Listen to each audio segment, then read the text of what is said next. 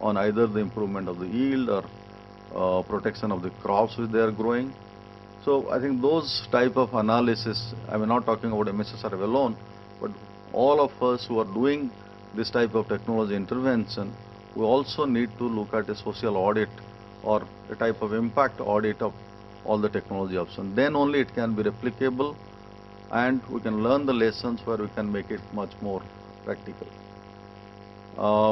The other application which I think again Senthil will speak about, the fisher friend mobile application, which has resulted in the fishermen going to the, who were earlier going to the sea for about 6 hours or 8 hours a day.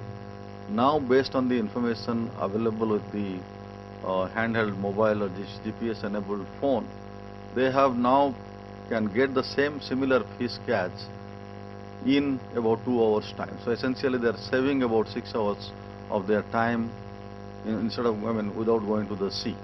So this saves a lot of time and a lot of energy and a lot of benefit has already created. If it is so, why it is not getting replicated in a larger scale?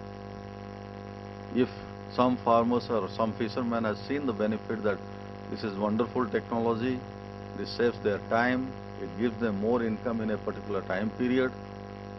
So if it is a successful technology, I would have imagined that 100,000 or 200,000 farmers would have, or the fishermen would have taken out this technology.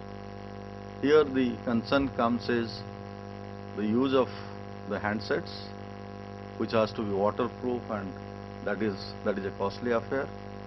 And also the recurrent charge of like even 100 rupees per month for a fisherman to spare, that also is becoming an issue. So unless and until they are 100% committed or confident that even paying 100 rupees, they are going to generate 1,000 rupees in a long term on a daily basis, it is, we need a lot of social mobilization or making the people understand that these are the new technology options which are possible.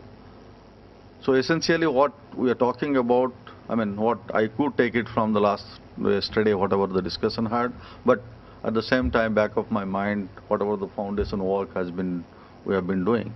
So the three key points which I mentioned, that we need much more research and development strategies for making information accessible, affordable, and user friendly. The second point is that we need to give much more emphasis on the content creation.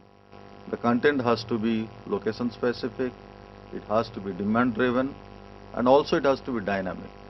It is not a static information, because everything will not fit into everybody's shoes.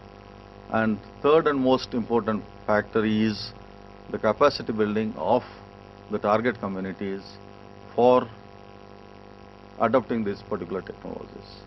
I am sure that during today's several presentations, we will be discussing all these issues, and also towards the afternoon when we have the group meetings, we'll come out with much more clarity on this particular issue.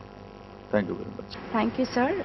Now we have Mr. Peter Simlinger with us virtually through Skype.